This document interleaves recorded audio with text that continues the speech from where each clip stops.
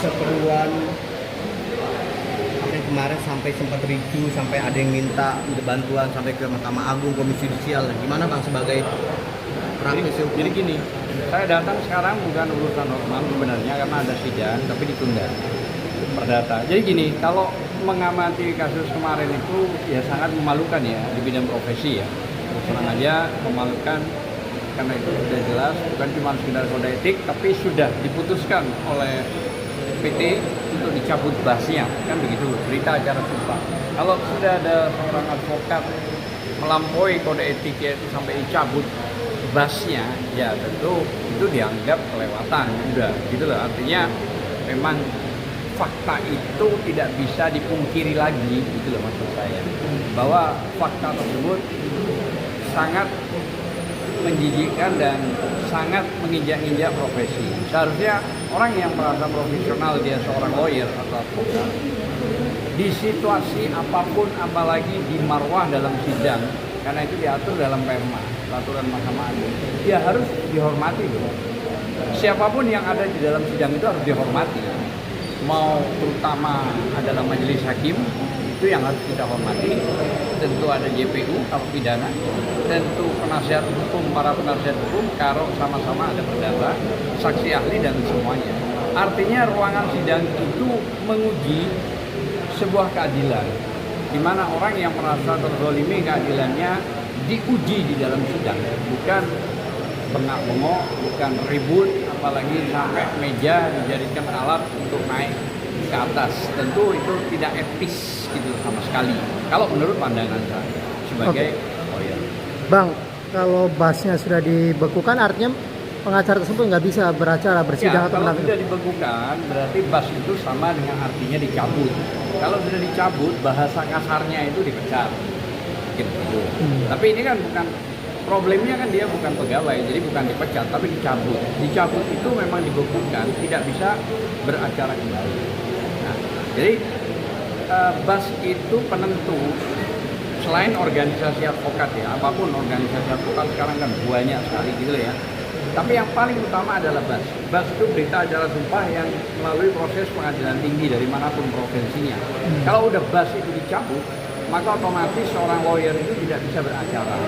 Pertama, tidak bisa mendampingi klien mau dari tingkat polisi, kejaksaan sampai bersidang. Dari tingkat PN apalagi sampai ke atas.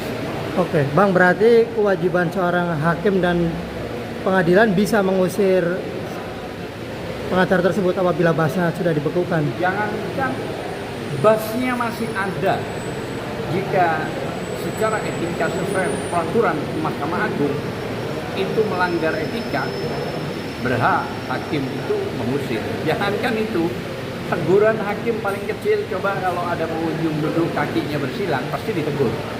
Dan kalau sampai 3 kali tetap diminta untuk dikeluarkan. Itu tidak ada hubungan dengan bas atau seorang lawyer. Tapi kalau hakim itu punya kekuasaan hanya di ruang sidang, hakim punya hak penuh di dalam sidang untuk mengusir siapapun. Siapapun itu. Oke, Bang, tadi ada yang menarik juga, ada salah satu pengacaranya Rasman diusir dari persidangan karena tidak membawa bas. Itu seperti apa Bang melihatnya Bang? Ya kan, orang namanya bersidang mengaku dirinya sebagai lawyer itu kan pertama yang dilihat itu di meja majelis hakim itu adalah organisasinya, kuasa hukumnya, nama-namanya. Setelah tertanda tangan, pemberi kuasa memberikan tanda tangan, baru terakhir adalah bas, berita acara sumpah dari PT Pengadilan Tinggi. Kalau ternyata itu bermasalah, ya tentu harus dikeluarkan. Nah, kalau dia ngotot tidak mau dikeluarkan, maka hakim bisa memerintahkan polisi atau keamanan setempat untuk mengamankan. Konteks mengamankan itu berkembang, bisa saja dia mau membuat gaduh, ya kan? Dia mau melecehkan persidangan, maka itu bisa pada tingkat pidana. Nah, apa pidananya yang diambil? Bisa saja pasalnya 335, kayak gitu. Apa pasal 335 perbuatan tidak menyenangkan? Kan bisa saja, dan itu exception ya. Pasal 335 walaupun ancamannya 1 tahun, exception, pengecualian. Jadi polisi punya hak untuk menahan. Polisi punya hak untuk menahan. Bang, itu tidak. Setahu saya kalau itu bas dibekukan, maka selesai kan beracara. Artinya tidak lagi bisa beracara. Harus sekolah lagi. Kecuali dia mencoba untuk audensi, tapi diterima nggak sama MA atau sama PT. Kalau tidak diterima, kan tentu ditanyakan sampai kapan bas saya itu dibekukan. Kalau ternyata dibekukannya itu ya karena sudah dianggap melanggar aturan dan segala macam sehingga tidak lagi bisa beracara, ada banyak jalur. Jalur pertama, bisa kok melakukan perlawanan seorang pengacara itu. Menggugat misalnya, menang tidak itu urusan nanti, kan begitu. Tapi yang kedua, dia harus ikut ujian baru, kan begitu. Melalui organisasi apa ikut ujian baru untuk menjadi pengacara baru. Bisa, boleh, sah-sah saja.